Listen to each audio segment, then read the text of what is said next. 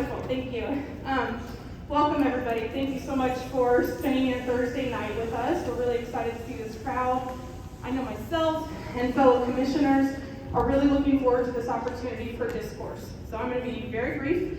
I'm just here to welcome everybody and turn it over to staff to really run this town hall for us. So our staff have worked super hard and with a lot of intention to design this town hall meeting so that information can be shared outwardly with you, and so that feedback can be received from you, and that our staff can take that back, make sure that we are answering any unanswered questions, that we look into things that maybe we haven't thought of yet, and that we're able to follow up with anything that we don't have immediate answers for this evening. So our goal is to really have some open discourse. I'm going to let staff describe to you kind of what they've set up for this evening after a presentation and some small group discussions, but I just want to acknowledge that we've got staff who are public servants in our community from multiple departments across the county. So I'm probably not even going to capture all of them, but we've got presentations from Public Works and Zoning and Codes. We also have folks here from our Sustainability Office, from Emergency Management. I see some first responders in the room from different departments. So, and our administration team. So really excited about the collaboration of Douglas County staff to work on putting this together, addressing all of the issues related to this proposed project, clarifying information, making sure that there's a website, which there I see papers scattered throughout, so that'll lead you to our website for more information, and what is videotaped here. We've got everybody, we've got this recorded for later viewing for anybody who couldn't make it, as well as the questions and answers that are discussed later will be available on that website. So I just really appreciate all the staff for being here, appreciate so many folks from the public coming in to engage in this conversation, and I really look forward to everything that we're going to learn from each other. Thanks for being here. Chad, you're up first. Just turn that off.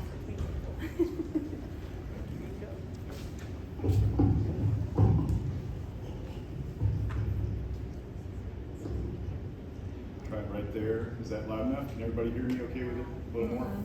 Raise it up. We don't have a lot of control over this thing, so. How's that? Does that work for everybody? Yeah. Good? Okay. I don't want to blow you out of the room. Well, thanks for being here. This is a great opportunity. We haven't done anything like this for quite a while. Last time I was in this room was for the Route 458 project right out in front here, and I see a lot of the same folks here tonight. Obviously, it's a big improvement for this area, so it's drawn a lot of attention, and see a lot of folks here. We've got some city commission representation, county commissioners, and I think staff is about a third of the room actually, so we've got plenty of people here from the county, so plenty of help tonight.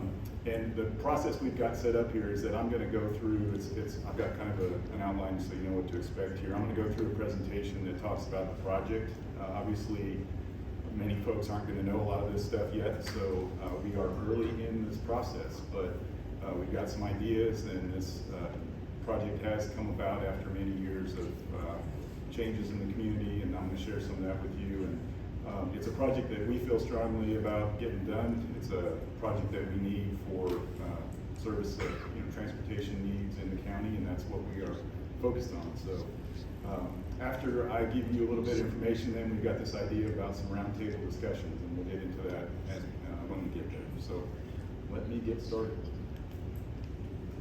All right, so before we get much further, you can follow this and stay connected as we go forward, and this is going to be months and months and years. So we've started with a web page where you'll be able to see the latest and greatest information.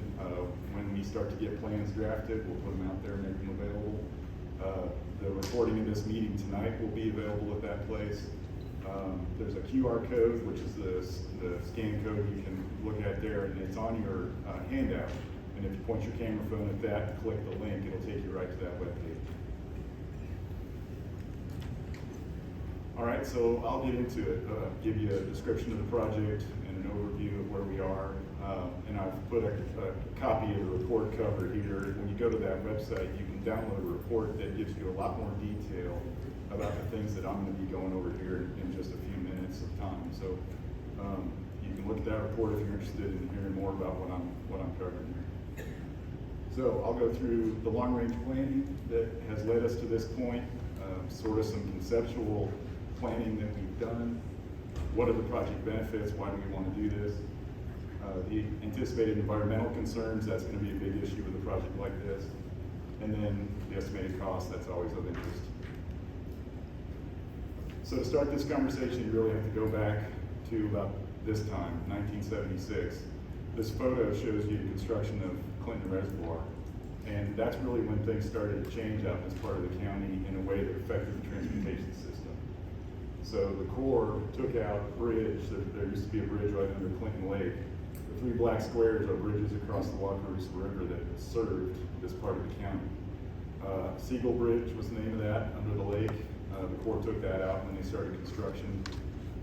There was also a bridge at E1000 Road, which would now be about the 7th hole of the golf course. And then we still have the bridge at Browns Grove, which is the one furthest to the east. But Castle closed that cut through, as many of you know, in 2016, based on the traffic that's out there now. So those three bridges no longer serve as north-south travel and points of access across the river. And so what we're doing with this project is reestablishing that connection. And that's what's shown in yellow, is the new bridge location, a potential alignment for the road. In preparation for this, the Route 458 project to the south, we did that in 2017. And that's going to be what we tie into, and that'll complete the picture as far as the road network goes. So this is not a new idea. This goes back quite a ways. After 1976, 1978, when they started to lose those road connections, and then not long after that, the trafficway was built in 1992. And so by 1998, there was an emphasis at the planning level to reestablish that connection. Even within Lawrence, Wakarusa Drive serves as a major arterial north-south, and there aren't many others. If you think about traveling through town, you could be on Inverness and you hit a dead end, you could be on Crossgate or Castle, and you're constantly running out of north-south routes. So Wakarusa has always been established as the required route, and that's in the city and the county both. This is a 1998 comp plan document that was put together by the local officials at the time, the Planning Commission, the County Commission, the City Commission. It shows the Wakarusa extension and actually not much different than what we're talking about tonight. Fast forward to now, this was last year's version of that same map, and this is the functional classification map, which is a map that we are required to keep up to date. It makes sure that we can receive federal funding on projects. The city receives quite a bit of funding for road maintenance projects and all of those things that occur on the main highway routes in the town. And keeping this map up to date ensures that we're eligible for those funds. And so this map is updated frequently, like every 2 or 3 years. It doesn't change all that much. We did change quite a bit with the last round in terms of further out in the county where the roads are still classified the way they should be. But this map, again, it shows a dashed line where Wakarusa is intended to be, and that's part of our good planning of our road network in terms of long-range planning. So another important aspect of that is that KDOT's investing a lot in the trafficway, and when they decided where interchanges would be or where you could cross the trafficway, they were using that information, and they knew that Wakarusa was our point of access, and so they're planning an interchange at Wakarusa, and we've been meeting, the city engineer and I, for hundreds of meetings with KDOT over the last several years to review how that's going, to give them input, and I think that the current Wakarusa interchange is about as good as we can do considering they're putting a road through a populated area. So it's good service for the area, and the project that we're talking about tonight would simply tie into that and sort of take off from that. But that's the important point here, is that KDOT has been following that lead also. The reason that there are so few crossings between 59 Highway and Wakarusa is that it's a major floodplain. And so this map I found interesting. If you compare east of 59 versus west, we have a lot fewer points of access to travel north and south and to get across the traffic way. So as far as the project timeline, I mentioned that we're very early in the process, and it's been in the long-range plans for many years. It's been in the capital improvement plan in both the city and the county for 5 years, 6 years, and that's the point in time where you establish maybe when we want to build this, what the schedule might start to look like, what the funding sources are going to be, how much is it going to cost. So that's where we are. We're at that point of this is becoming reality. Based on what KDOT is doing right now, we know that we need to start getting work on this. And we would have actually proceeded much more quickly, but if you think about the traffic light on the traffic way at 27th Street, that's our point of connection. So there's just no way we could have gone ahead of the traffic way with this project. Now that KDOT's talking about actually proceeding, we have the opportunity now to move forward. So the list there is what I've roughed out for what a project like this looks like. To move it through the design process all the way to construction. There are a lot of steps, a lot of points of review, a lot of public input. And so this is the first of many meetings and the first of a lot of decisions. And so that's where we are. And with that, we've got a conceptual layout. It's, you know, kind of an educated guess. And I guarantee it's not going to look like this when we're done, but it might be close. There are going to be things that we have to evaluate. The crossing of the river is shown here as being perpendicular to a straight segment of the channel, which makes for a shorter bridge and less concern about erosion. Most of the projects located on farm ground rather than using up the federal property and parkland. There are other things going on with the design, the geometry, the curvature. We want it to be a 55-mile-an-hour design speed at the south end. We would bring in 1200 road in to a T intersection most likely. Those are the kind of things that you can see when you look at this conceptual drawing, and there are a few of them around the room if you didn't notice. All right, so KDOT is planning this Wakarusa interchange, and this photo is taken in the fields next to ball fields, looking north at Wakarusa Drive. It's up in the distance there if you can't make it out. The neighborhoods are kind of, you know, also visible there. This is about where, if you were standing here 6 years from now, you'll be standing in the middle of the roundabout at the off-ramp of K10. And so KDOT's building from here north, Wakarusa Drive. They're also building an entrance into the park, and then the ramps to travel east would be right at this location. And if you're interested further in that, the westbound ramps are actually north of K10, up near the neighborhood. Looking south then, this is the road right out in front of the school here, and this is a good kind of point of reference because this is the road section that we want to build.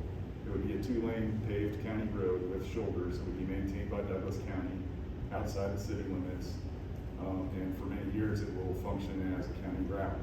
And the great thing is this is out this way is a really popular route for bicycles, and we'll be able to connect the bicycle interest from the city out to this area without them having to go down 59 highway or over the dam. So that's going to be a major improvement for bicycles. So let's talk about the project benefits. This is the why do you want to do this? I'll quickly go through this list, but then I'm going to hit on each one of them here for a couple of minutes. So improved access for rural residents. I talked earlier about the roads that have been cut off and the bridges that have been removed. And there's a large area of the county that's served by this road. Improved fire and medical response by having a more direct connection. There's a dramatic increase in the ability to respond, particularly medical from Station 4. Reliable access during flood events. We had N1200 road flooded a couple of years ago. All right, so that's one of the only routes to get out of this area. Reduce traffic in recreational areas. I'm sure you've been over the dam road when there have been pedestrians and people watching the sunset, and it's intended to be a recreational area, not a principal arterial, so that's going to be another benefit. Reduce travel time for vehicle use and more direct routing to town. Reduce traffic in congested areas. We've got folks, you know, having to go all the way to 59 highway even if they want to be in North Lawrence, so you know, that's going to pull traffic from other areas that are seeing a lot of traffic. And then improved access to park facilities. So this road is a natural point of access for a lot of areas that are not currently being used, but likely would be developed by the city at some point as parkland. So let's dig a little more into each of these benefits. So I talked about the rural service area, and this was surprising even to me after I mapped it. 62 square miles, and this represents the folks who are served by this road to be able to reach federal highways, services, get to work, those kind of things. This road will really take a majority of the traffic from that 62 square mile area. That's a large area. Got some notes there. There are 10 square miles of public lands within that 62 square miles, and that's unusual for Kansas, obviously. What that also means is that there's a lot of recreational traffic, particularly on weekends. And so having a safer route and a more direct route for that kind of traffic is going to be beneficial. We have 1,200 parcels roughly out in that service area, and I've listed the appraised value, $280 million in appraised value. So there's an impetus to do this project to serve people. Looking at that service area, then the next thing I thought was, well, what do the other bridges look like? So Douglas County maintains 8 bridges across the Wakarusa River. KDOT maintains 2. We would be building another bridge with this project.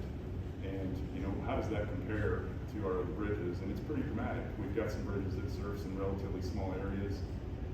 If you take away the bridge, so what that represents is the colored areas are the areas that would use those bridges to travel north.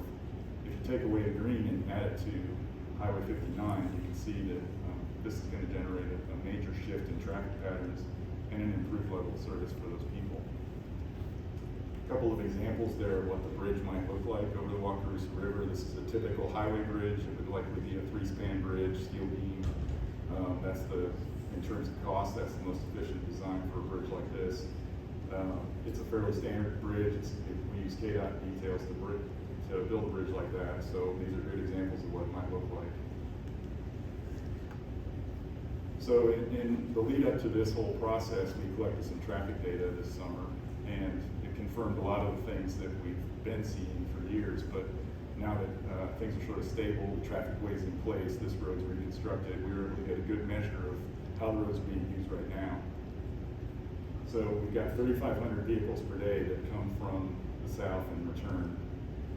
We've got 2,500 vehicles a day that use and 1,200 roads, so they have to travel 3.5 miles east to get to 59 highway to reach other parts of the county or the city or travel out of the city. We've got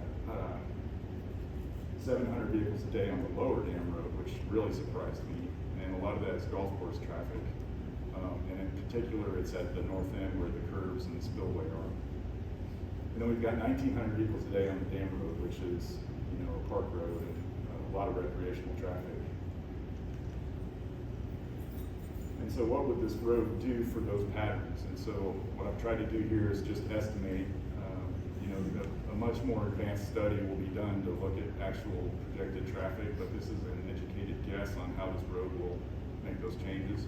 So we estimate that 3,600 vehicles a day will use the new road immediately. And that, and 1,200 road will still be a way to get to Lawrence, so 900 vehicles will go that way. But the big change is obviously on the lower dam road and the dam road, where they would see 400, 450 vehicles a day, which is more appropriate for park roads.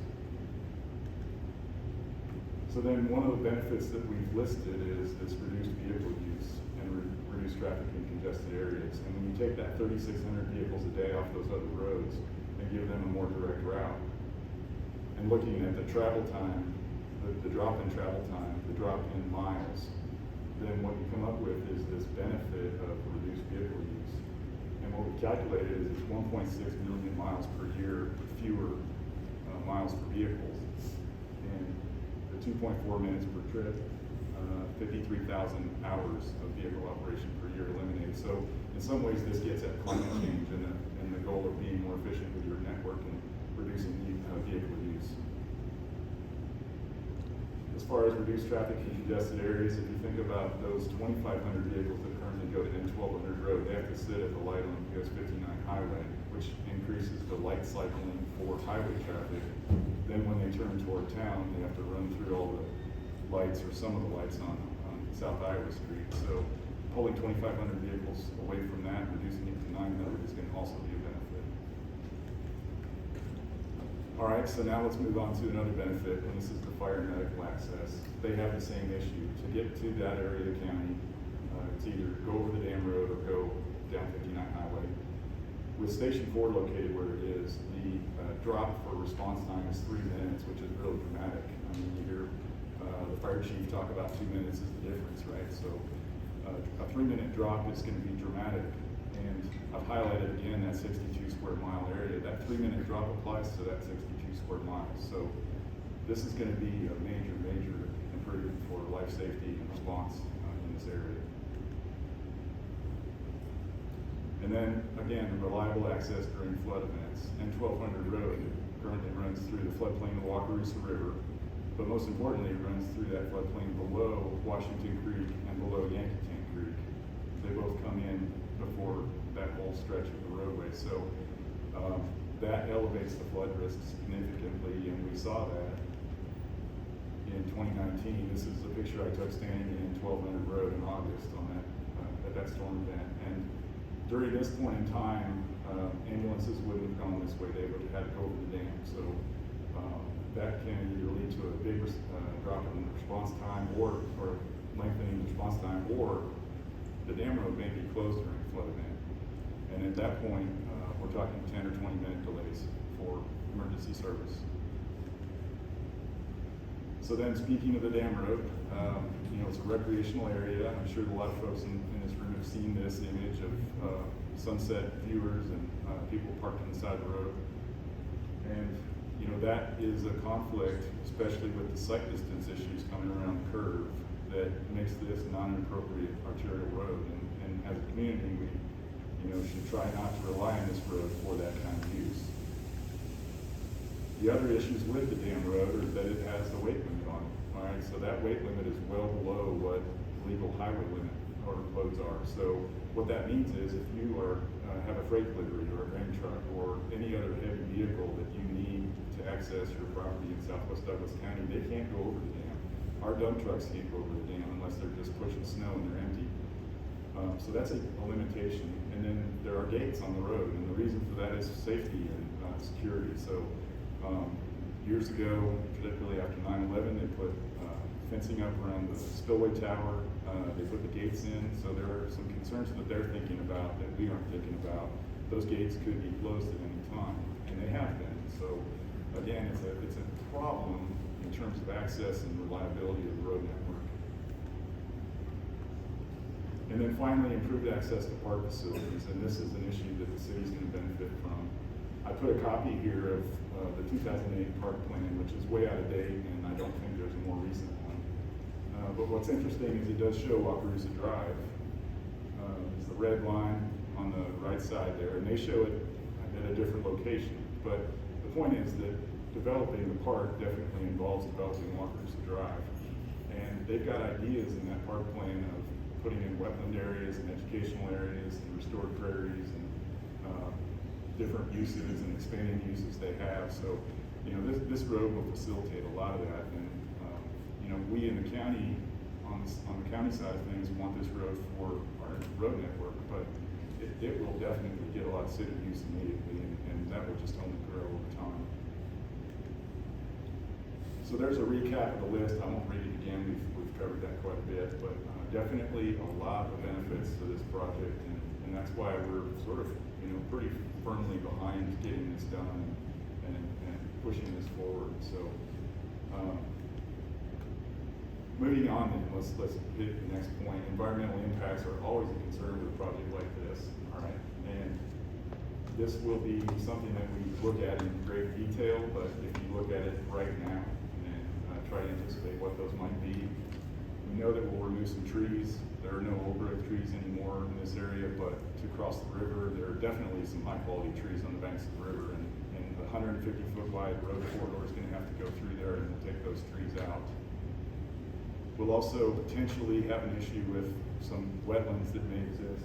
They're shown in brown in the lower corner here. So when the Corps bought the ground, it was farm ground, it was cropland, and then over the years they've let that area kind of go and let it flood, and so they've started to regenerate as wetlands. And many, many years ago, this would have been wetlands. So there's the potential for wetlands in this area. And those wetlands are sort of starting to reestablish. We'll have to go through the Corps of Engineers to get approval to work in those areas. And we'll have to adjust the project maybe to address those concerns. Removal of prime farmland is also another environmental impact. And unfortunately, this project is crossing quite a bit of it, maybe 17 acres of prime farmland. It's one of the downfalls of having to make improvements, really, honestly.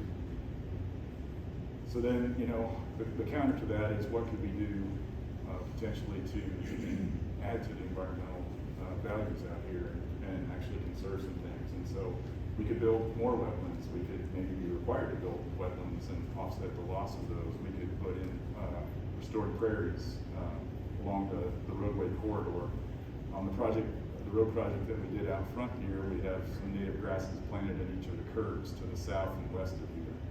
And they're starting to look, after 3 years, they're starting to look pretty good.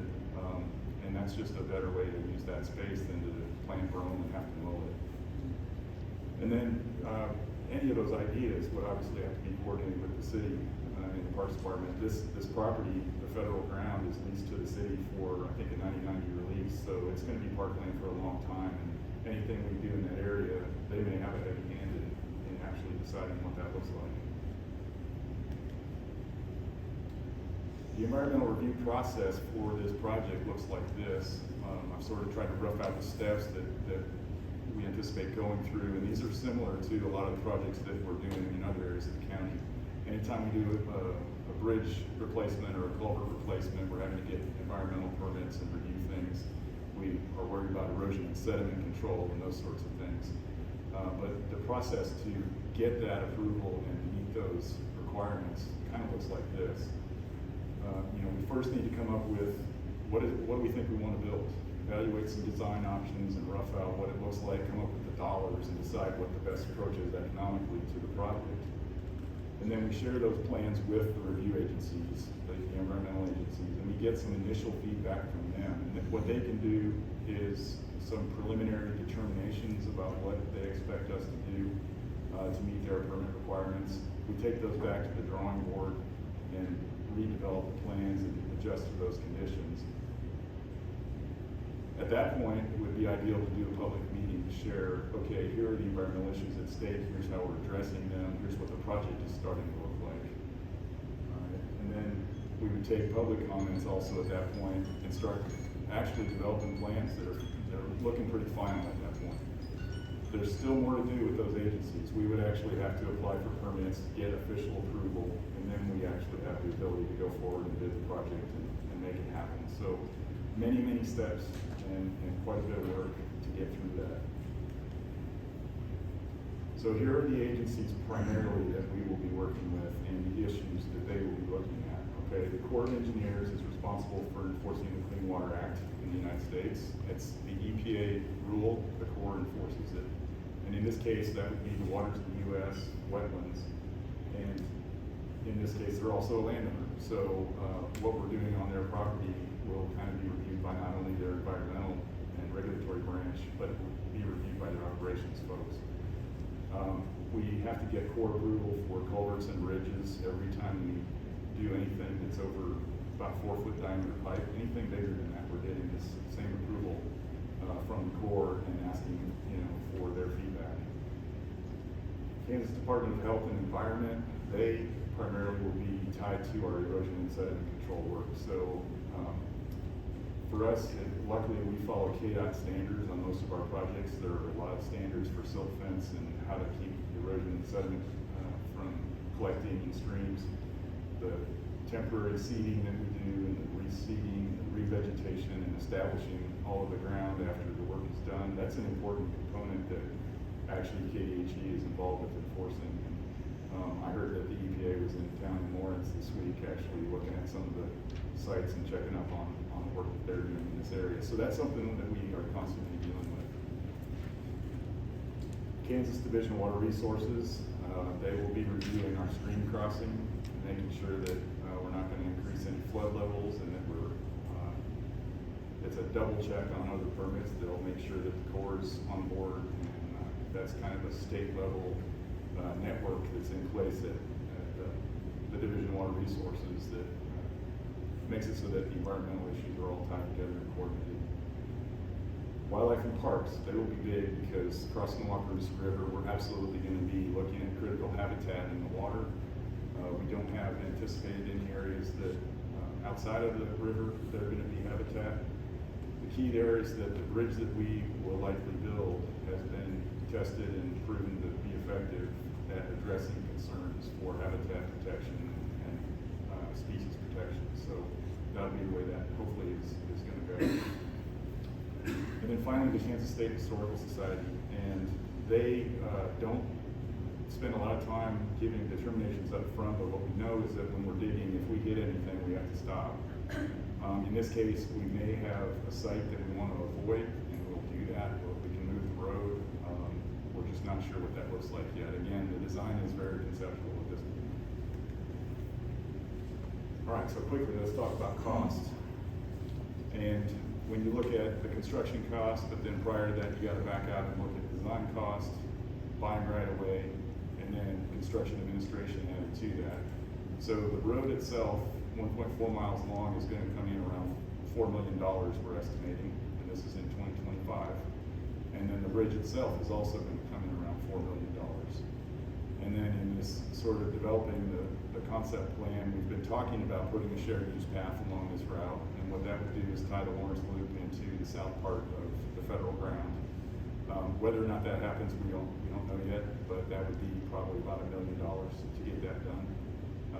And that would be something that may actually tie into the environmental issues and protecting some areas near the stream and present an opportunity in some ways, but we'll have to see whether that comes together or not. And I guess this would be a good point to point out that at this point the project is listed in the capital improvement plan. The dollars probably don't match what we have here because we've done updated estimates. That capital improvement plan will be before the county commission in several weeks, and this is one of many projects that will be discussed. But as we move forward, that's another opportunity where we'll just be talking about this and what's the status and where are we headed.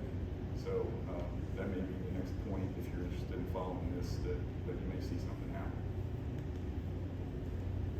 One question that we've already been receiving is this going to cause development? Is there potential for development to be increased as a result of this road? And that's really two questions. Okay, first, the question is this going to cause the city of Lawrence to grow out into the county? And there are a lot of things at play there, but the biggest factor there is wastewater collection. And it won't be possible for the city to annex areas unless they have a plan to collect wastewater. The second part of that question is it going to expand rural development and cause more development?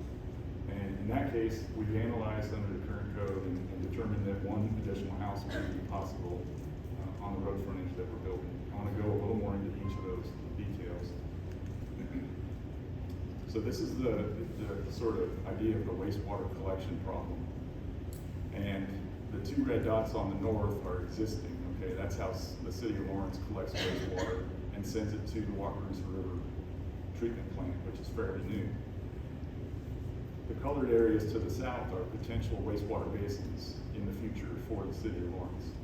And so if we were to start talking, and I don't know that anybody is, but if we're to start talking about it, the city annexing ground south of the Wakarusa River, this is going to be the biggest piece of the puzzle right here. We've got to, number one, expand the wastewater treatment plant for those new areas. And then number two, start building that collection system, which in this case involves at least a couple of large pumps, like the one that's located at 31st in Louisiana. And so this problem is going to be a $100 million problem, not a $8 million problem. And so, if we're looking at this road, a good example is that Rock Chalk Park took very many years to develop after it was planned, and the holdup was wastewater. Okay, back in 2005, things up there sort of came to a screeching halt because Lawrence had not provided wastewater collection, and then that ground sat there for many years. So then the question of rural development and the idea that we're going to generate one more additional house potentially based on this project, This is really more a discussion about the zoning regulations, and this is a topic that I know a lot of folks have a lot of interest in. And so we're gonna shift here, and Tonya Voigt is the zoning and codes director, and she's gonna give you a couple minutes here of kind of walking through that discussion.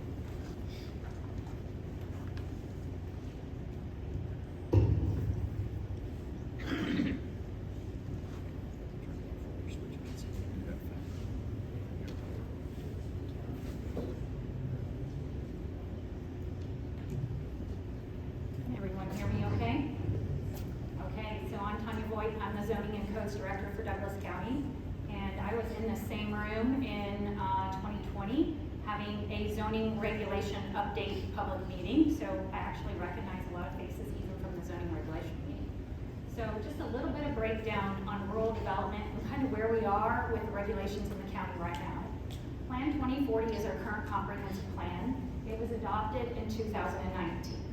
At that time, prior to the Plan 2040, there was a Horizon 2020 comprehensive plan that we were under, and that recommended that agricultural land inside and outside of the UGA would cluster, it recommended that land inside of the UGA would cluster around the city limits. Therefore, when you see those yellow areas, you see subdivisions. So when you're driving to and from the county, you can see houses that are clustered together because the old comprehensive plan actually recommended that to accommodate growth. Plan 2040 came in 2019, and the language was reworded quite a bit. And there was a lot of emphasis on protecting agricultural ground and pushing development closer to the city limits and not allowing cluster type development inside the urban growth area any longer. So we follow the Plan 2040 in 2019, and we come forward with some recommendations to match the comprehensive plan. So we decide we need to have some meetings about what our zoning regulations currently allow. And at that time, we were allowing cluster developments, and the zoning regulations in 2020 actually started to prohibit cluster development type growth. It's always been prohibited outside of the urban growth area, but it took a step further, and now it's prohibited inside of the urban growth area. And so you see the yellow area there, that is Tier 3 of the urban growth area. That's where cluster developments were previously permitted and now are prohibited. So when you look at the road project, you can see Highway 458 is that bold area. The proposed road is the wide area, and currently right now with the zoning regulations, because you can no longer do cluster developments, we generally have a rule of 20-acre increments. But in addition to the 20-acre rule, we also have a road network system that classifies our roads depending on the amount of traffic that's on those roads. So really high traffic roads are called principal arterial roads. Those roads actually require 1,320 feet per residence. So in this situation, even though we have 300 acres of open ground, the road network or the road classification is what prohibits the development. So today, under today's zoning regulations, you can see the black houses. Those are actually building permits where an applicant or a property owner could come to us and apply for a building permit and get a building permit today. So the proposed road that you can see there, it does add a little bit of road frontage, and therefore there is one additional home that would be permitted through the road project. That 1,320 feet really makes building very restrictive on those high traffic roads. As you can also see as you move further down south, we're pretty built out. So the yellow areas are subdivision growth. There really is no way to go into a higher density than a 3 or 5 acre lot in the county. And so you've got to get out to the vacant parcels and keep moving further down south along 458. And what you can get today, moving south on 458, is what you would get even with or without the new road project. And the county commission, I think it's really important also to just kind of point out when the county commissioners approved the new zoning regulations, we had not yet changed the cluster development or subdivision regulations at that time. And at that time, we had a lot of rezone requests go forward before the Board of County Commissioners. And those rezone requests were people that were applying for higher density growth than the one house per 20 acres. They were asking for subdivision growth or more than one house per 20 acres. And the commission really stood behind the new regulations before we had gotten that changed, and those were essentially denied. So I think that you can tell before the regs came in that we were really being very aware of the conversion of agricultural land into suburb type development, and then those rezones kind of tested the waters a little bit, and the regulations now have been changed, and those subdivision type growth are no longer allowed in the county. Thank you. And if you guys want to talk about development anymore, I'll be around after the meeting, so I'm happy to answer like specific development questions or county rural development questions after the meeting. You can come find me.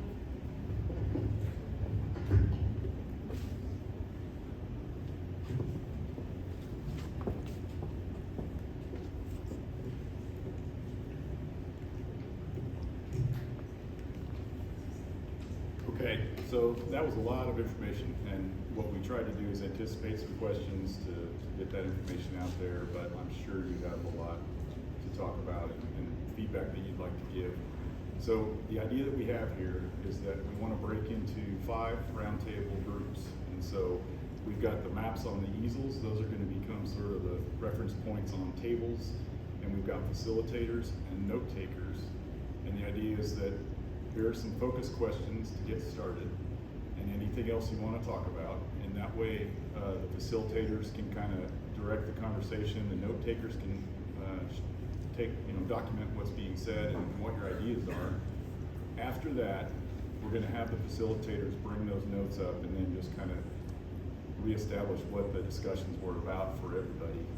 And the idea is that it would be very hard for us to do a question and answer with a group this size and really be very effective, and that maybe voices wouldn't be heard. So let's try to do this roundtable exercise, and the facilitators, if I could ask you to grab a map and choose a table right now, and then we will start circling up the